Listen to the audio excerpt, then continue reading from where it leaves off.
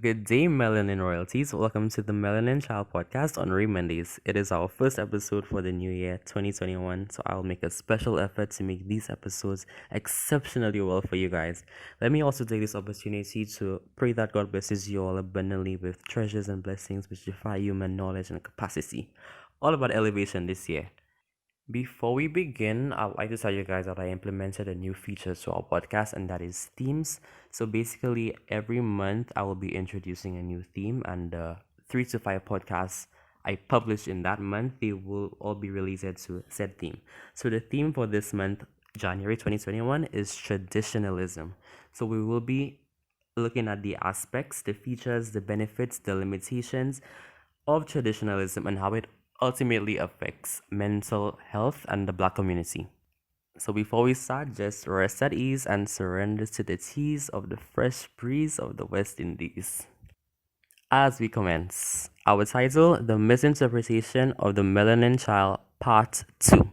From our last podcast, we can allude that the entire concept of trauma collectively affects black people. Due to separation and division, not everyone is equally affected by certain general issues, and therefore not everyone can speak out on behalf of the entire community on these issues, which do not directly affect them. For example, you have issues of privilege. Not everybody is affected by poverty at the same rate. You have more people who are more financial assistance than others. You have people with more opportunities to advance themselves as others. So not everyone can relate at the same level of poverty. And what we sometimes see is a trend that a lot of the individuals which are speaking out on issues in the black community, they are not affected or not as affected as everyone else in the community.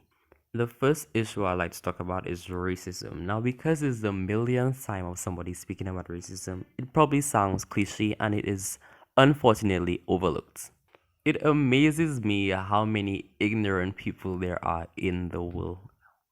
Up until a day like this, you still have slurs and stigmas used against black people. For example, the entire belief that black men commit crime or are violent.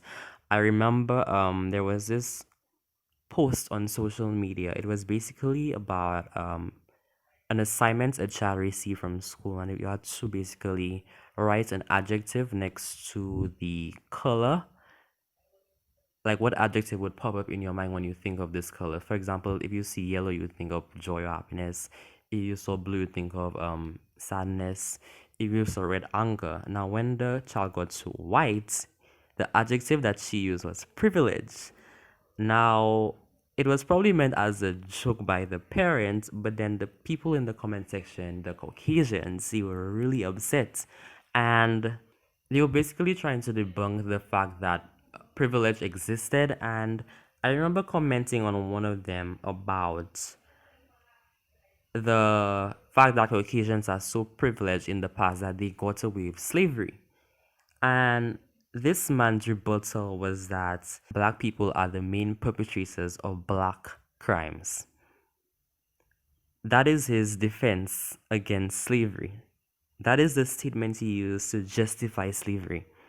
And he made it abundantly clear that it is in the nature of black people to participate in crime. So that makes it okay for Caucasians to do it to them. They also have many comments, and you see this a lot on social media about black people stealing and rioting.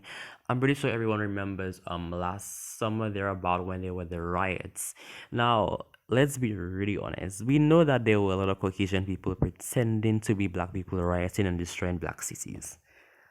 But anyways, the people in the comment section are pretty upset because they're saying that all black people do is steal and riots. And it's really strange to me because Caucasians riots at the African continent, the Caribbean islands, South America, the native lands of North America, and the sub-Indian continent, and they got away with it. They stole numerous resources, they stole human beings and forced them into chattel slavery to build their Western societies, and they got away with it. They stole gold, ivory, diamonds, oil, bauxite, uranium, natural gas, all from the African continent. They cause, if not all, most of the economic issues in these areas I've listed, and they got away with it. It's not considered as rising. But they turn around to criticize black people because of that stigma that all black people steal. And that is pretty pathetic and disgusting if you ask me. And even to tap on the entire comment of, black people being the main perpetrators of black crimes, the system was designed for black people to fight each other. In the slavery societies, the plantation societies, they had black men with black slaves. They always seem to hire black people to fire other black people, to attack other black people, to make decisions against the black community. That's always their cover up. But yet, still, here they are believing their stigmas, and their stigmas are passed on through their generations, and it's something that needs to be addressed. Because what we really have going on now is a universal erasure of racial history. Another issue with the white community when it comes to racism too is that, like, it's not considered to be racism by many, but I honestly consider it to be, is the entire concept of pretending to be oppressed. I will never understand how Caucasian people will complain about the COVID-19 pandemic being the worst thing to occur in the history of mankind. Slavery never happened to them. I will never understand that. I will never understand how certain Caucasian people think just because they are minority groups in terms of different aspects. For example, they're not part of the bourgeoisie, they're not rich people, they're poor white people, or they're middle class white people. It automatically puts them in the same bracket of black people. They're oppressed the same way. Or for example, maybe because they have a particular sexuality or something, it automatically makes them equal to black people in the sense that they've suffered enough, they've suffered as much as black people. And it's really pathetic, and it gets me annoyed because a lot of the time, the reason I think it's racism is a lot of the time society feels sorry for these people. Like, you're a struggling black mother, you did something for your children and we're going to arrest you. I'm sorry. It's so sad they have to arrest you. But you, sir, you're Caucasian, but you were down. The system was against you. We'll give you all the luxuries of life. Share your story with the world. And that's the impression I get from a lot of these people. So I don't respect these people who would think that they are oppressed. Because black people get neglected in the long run. And that's why I think also we should stop supporting people who are anti black or people who like to steal from black culture also. Stop letting people into the black community. I will never understand how women outside of the black community who choose to sleep with black men get more respect than black women. I will never understand that. I will never understand how these people are glorified outside. They are glorified by black people. And nobody wants to hold them accountable. It is definitely ridiculous, and that's the reason why racism might never end. And another thing is that a lot of black people like to come to the defense of these individuals, and it gets me pissed off. Because certain black people are so desperate to be liked by Caucasian people, they will allow them to disrespect the black community. For example, I remember another post was made on social media. I can't remember what exactly it was about. I think it was about slavery. It was a comment somewhere along the lines of saying, if I knew black people would be this annoying, you should have picked out one cotton as white people. A comment so. And well, there were several people who made comments against it, including myself. And then this black woman commented and said, well, you can't use slavery as an excuse. No one you know or have known was ever a slave. So privilege doesn't exist. Stop making problems where there seems to be no problems. And it's people like that that are going to make black people continue to be a laughing stock. You have people who they just give away the pass for white people to say the N word, and they think that it means nothing. They think that it's empty. They don't understand the background of these words. They don't understand that these were derogatory terms to attack black people. There are people who use this phrase, and I don't use that phrase. I will not say it, but I will spell it out. It's Mother space Fucker. Not a lot of people know that this was a slur against black people because In plantation societies, you had breeding farms. Basically, you had male slaves with superior genetics, superior characteristics. They were bred with females. And the slave masters were like, they were really bad animals because they didn't care if you were related to the female you were bred with. So sometimes they could have been bred with their siblings or their mothers. And that is where that term came from. And it's something that's used so recklessly, so carelessly. And I just think that we should be very careful how we just allow people to just use this type of slurs against us. If you see somebody using these type of slurs and these derogatory terms and phrases, you need to hold them accountable because at the end of the day, it was meant to destroy you and your people. I always say that there's power in the tongue of the beholder. So when they speak these words to you, it's like they're speaking it over your life. It's like they're speaking chains of slavery onto you, and you sitting down there just accepting it. You think it's nothing. You have to think of the spiritual context. We need to spend more time having conversations about slavery. We need to spend more time holding people accountable for their racist behaviors. Simple as that. The second issue I'd like to speak about is colorism. Now we have to look at the historical aspect before we start speaking about it. We know that lighter skinned people or mulattoes were the products of white men and black women. Now, generally, lighter skinned slaves received preferential treatment from white colonizers. A lot of people may argue that, well, light skin suffered from heavy domestic abuse, therefore, no one group of blacks or one skin tone had it worse than the other. Therefore, we all suffer the same. Now, I am not saying any of this to cause problems in the black community. All shades of blacks are beautiful. I believe that all shades of black suffered from slavery, and we shouldn't try to belittle one or the other. Now, this is a very touchy topic, so I have to be extremely cautious on how I execute this statement.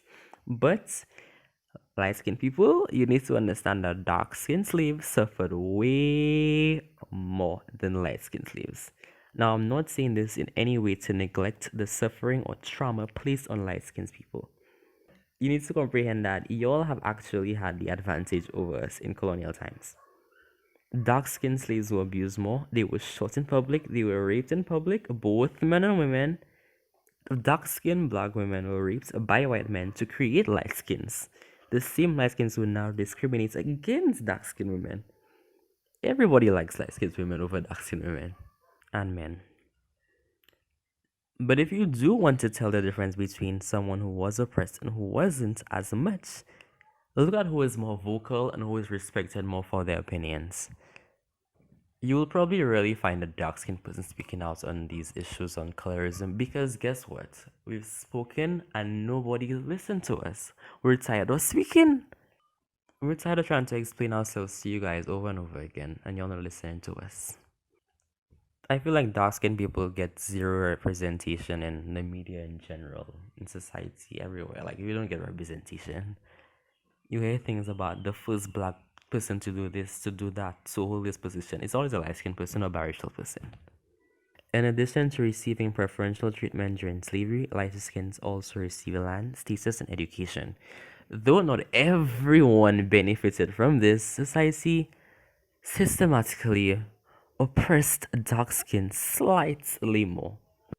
Like I said, I'm not trying to neglect the fact that light skinned blacks suffered from slavery and they do have trauma from slavery, meaning. But just please hear us out. We are not against you, and don't try to debunk colorism to dark skinned people. I made this statement before. If you've never been called tar or some slow word, something related to the color black, then you probably never experienced it in your life. And we already know society is designed to make us hate everything that's black and dark skin. Anyways, I mean, you don't see doctors in black lab coats. You don't see people here to help you in black. You go to a fancy hotel, they give you a white towel. You don't really see murals of black angels. So just hear us out. Well, luckily for me, most of the light-skinned people that I know, they aren't colors. So shout out to you guys and your pretty selves for being educated and respectful. Black is beautiful in all shades. If you are a black person which supports colorism, congratulations, you've been colonized. The time for blaming slavery as an excuse for being ignorant is getting really old. Making fun of African features and making fun of people of your skin tone is not a good thing to do. It's ridiculous, it's pathetic. A black person with the biggest nose will give you a joke about your nose. Somebody darker than you will give you a joke about being dark. I don't understand it. Do you all not understand that there are benefits of having African features? I mean, okay, let's start. First of all, your hair, your crown. The most amazing thing about the black textured hair is its individuality. Your hair will wake up and decide how it's going to curl up, how it's going to coil up. The wind cannot even push your hair down. Like, that's the power of your hair. It's versatile. It's power. No other hair type has that. How can people be obsessed about having a big nose? The bigger your nose, the less pollutants you inhale, the more germs you prevent from entering your mouth, and you're providing more oxygen to your body, which increases your survival rates. Big lips, advantage, kisses. Curves. St. Lucia is the most beautiful island in the Caribbean. St. Lucia is the world's leading honeymoon destination. Look at all the curves St. Lucia has. Imagine how much of a hot stepper you are with your curves. The next points are popularity and classism. My statement is being popular does not mean you're educated or liberated from mental slavery. The fact that some people are so desperate to follow the concepts of classism and popularity, having the mentalities that they are favored, more educated, more important, or their opinions matter more than other people's own because of their class opposition on the social hierarchy pyramid or their popularity or social media hierarchy, means they are affected by mental slavery. Honestly, the degree at which some people value their popularity bewilders me. It's even crazy how some people believe that having large groups of friends or followers automatically makes them intelligent or aware of social issues. Because a lot of people agree with them, which is dumb. Jesus, the Son of God, walked the earth and he wasn't liked. He had a following, but he also had a large community of people who envied him. He came to save and they crucified him. Why do people believe that being liked by the same human beings who may stab them in the back and kick them later makes them educated? You want to know what's really valuable? You want to know what's really attractive? You want to know what's better than social media? Humility, something a lot of y'all do not have. But anyways, I honestly believe that this should be addressed because the entire concept of popularity, it can go to people's head and cause them to hurt other people. And I always say hurt more people. So it's just a continuous cycle of just unnecessary pain. Example 1, let's talk about youth groups. The T in youth group stands for toxic. One of the assertions made by individuals to motivate young people to join youth groups is something along the line of saying, oh, politicians are corrupt and unjust, which I agree. So we, the youth, must rally together to make a change. Now, that's not a bad thing. I do view young people as a powerful resource who, when united, have the capacities to make change. However, if you've been in youth groups, you know that some of them are more corrupt than political parties and some governments. Dele, Jésus n'est pas mais DP et dele mais pour dans les state youth groups are because the situation just mess up. It will have you wondering, how can youth groups be more corrupt? Some politicians do illegal activity. They will do bubble for the money and the power. Youth groups bubbling for popularity and likes. It's crazy.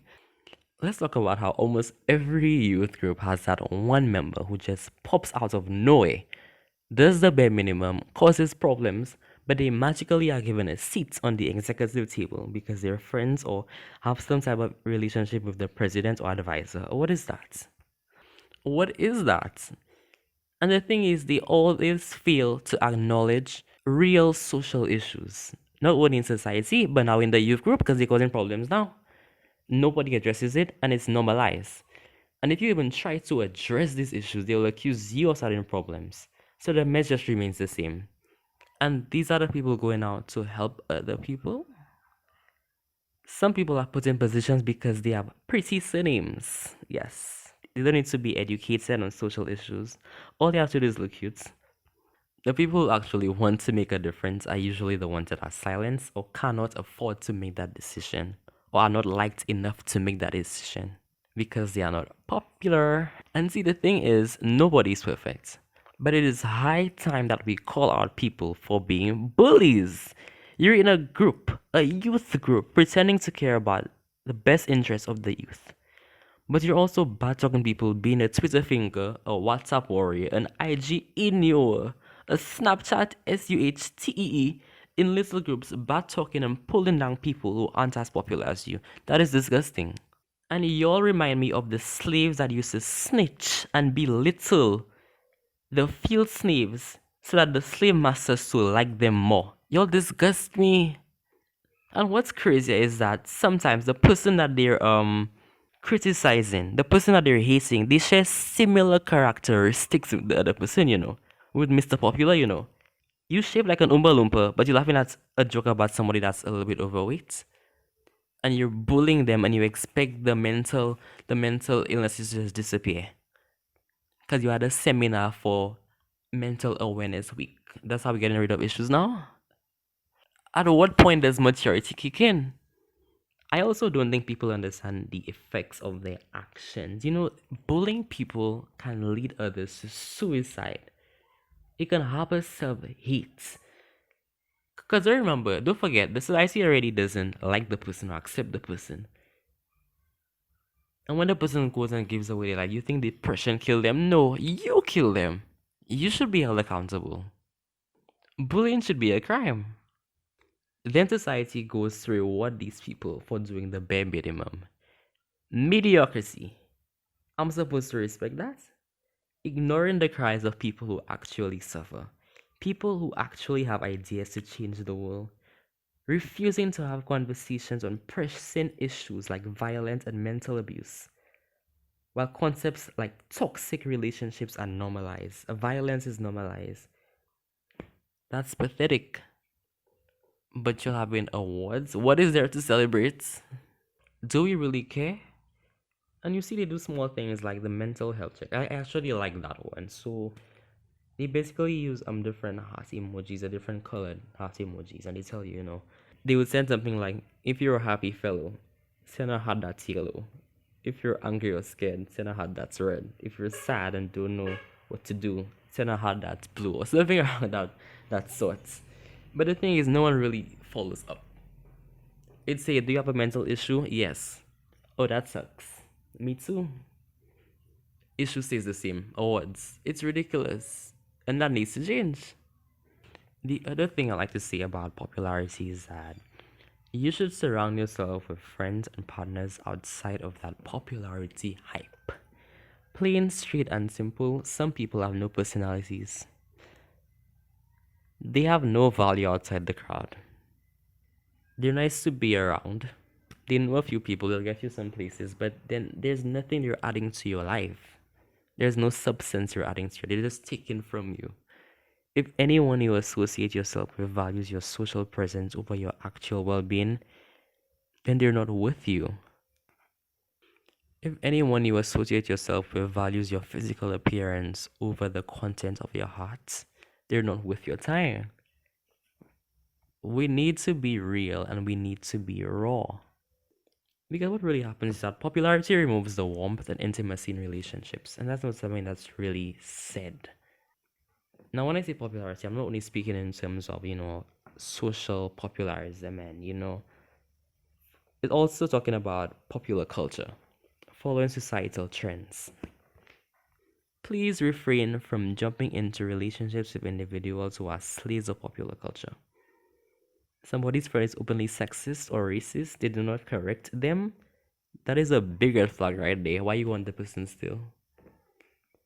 If they're not going to tell their friends stop being sexist, if you think they're going to defend you when somebody calls you out or somebody makes a sexist comment against you, it's ridiculous.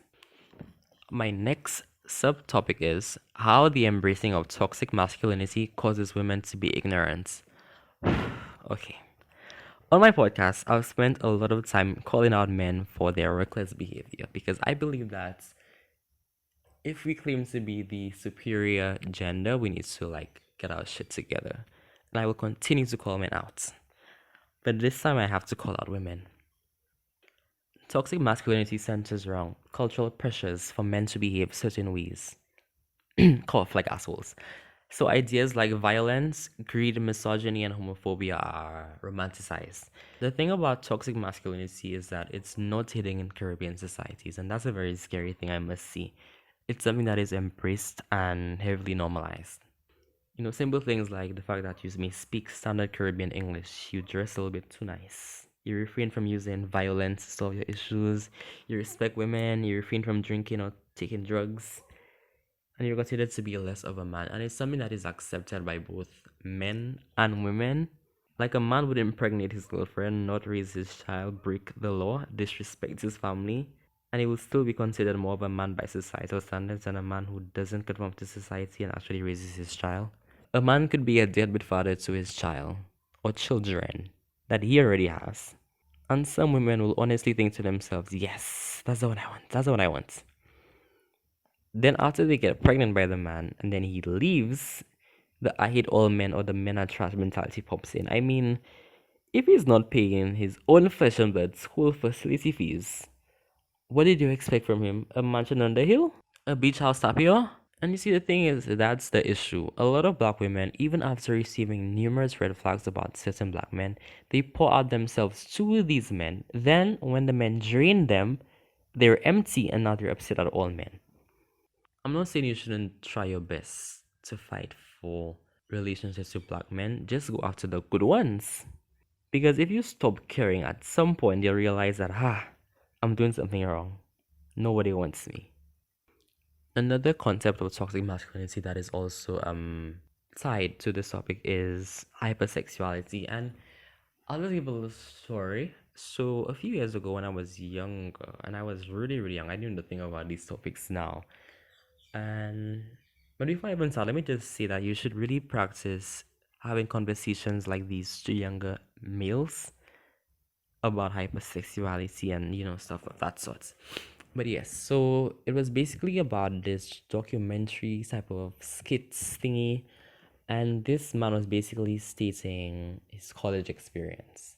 And he said that when he went to college, his roommates were infamous to have large groups of sex parties. I don't want to use the term, so I'll say sex parties. And there were multiple females there, and he refrained from participating in these parties. And because he chose to do that, he received a lot of backlash, and he was not considered to be an actual man because, for some reason, not wanting to have intercourse with several people at the same time is something that we should frown on. And it led to like different mental illnesses and whatnot. But I just give that example to say that I do believe that a lot of people they value men for sex over emotions, and that is really destructive because the same people who do that they expect the men to pamper them with love and lavish lifestyles. He won't do that to you. Nope, he won't do that. I've said this before, black men were trained to lust after money, sex, and power. If you make any of these three things the main purpose of your relationship, it's going to go downhill. So I do feel like, in a way, women, you'll do kind of give yourself the short end of the stick because you support toxic masculinity. Some of you, that is. And there's also another issue, and we're going to have a different conversation about this on another podcast. But sexual abuse. Okay, I mean, it's without a doubt that black people and black culture minimizes impacts of sexual abuse. We know that men are the main perpetrators and women are the major victims. A conversation that really happens in the black communities, women say, you know what? We are tired, we get sexually assaulted. Then men will come in and say, we get sexually assaulted too. Let me translate for both sides. Okay. The woman thinks that she's been dismissed. Women already are barely respected. Women have been having their rights violated for centuries. They've never been defended. So you making a statement that, oh well, men get assaulted too. It's kind of like you're ignoring the fact that women get assaulted. And I will say that, regardless of the fact that you see different statistics of, how many what percentage of women gets abused per year, whatever, what percentage commit suicide sort after. But it's not taken seriously, and I think that's something that we need to take into consideration. So just sometimes when you see women react that way, or they're aggressive when men say, well, we get assaulted too, it's kind of like a cry for help. It's kind of like a don't neglect me cry. So just take it into consideration and just offer your support if you can. Now, women, sometimes there are some men who do it just to piss you off. I will say that. But also, some men are just trying to validate their feelings. They want you to validate their feelings because men suffer from sexual abuse as well. We have to understand that a rape against men was a punishment during slavery. It was something that is obviously swept under the rug because, I mean, there's no physical evidence that a man, could have gotten raped. You don't want to get pregnant. You don't want to show any signs. So it's something that if you had a case, well, and you said that you were raped, it wasn't going to be taken highly. You had the entire concept of buck breaking, which was a practice to emasculate black men. It was basically a white supremacist or slave owner or merchant raping a black male slave, in front of the public to embarrass him. And it was like a warning to other slaves. There were instances where men raped in front of their families and raped in front of their sons, and the major consequence was suicide. And the other one was abandoning of the family. And whenever I just think of this or go back to this, it just makes me wonder, is this where the entire concept of absent fathers started? Could this be the reason, the inspiration, the motivation for that whole practice of fathers leaving their household? Could that be one of the things that influence that behavior? It also makes sense as to why people are extremely homophobic as well. I will never understand how somebody would hate somebody that much that you would try to kill them because of their sexuality. That is pretty much pathetic. And that doesn't define your masculinity or your manhood. Honestly, when women say that, men have it easy, they cannot feel pain, they never feel pain. Women get pregnant, women get periods, they bleed once a month. Women have beauty standards and stuff like that. Men have nothing. I always say to myself, it may sound really dumb. Some of you might probably laugh at me and say, well, I'm just making an excuse. But the most difficult thing to do is to be a real man. And that's something that's not taught to a lot of young boys. A man isn't defined as somebody who conforms to societal norms. Masculinity should not be defined by hypersexuality, aggressiveness, and reckless behavior. Man is someone defined by honor, grace, authenticity, honesty, loyalty, compassion, respect. These are the virtues that really define what a man is. Being a male is a matter of birth, but being a man is a matter of choice. And I saw a quote. I love this quote so much. It was by David Gilmour. Manhood is the defeat of childhood narcissism. Let me leave that quote with you all. Let it resonate with your spirits. Thank you so much, guys, for listening to today's episode of the Melanin Child podcast on Raymonday, our first Raymonday for the year. I will see you all next week. I have a special surprise for you guys. Thank you for tuning in. Please share the link with your friends. Please share the link with your family members. Thank you. Be blessed. Bye.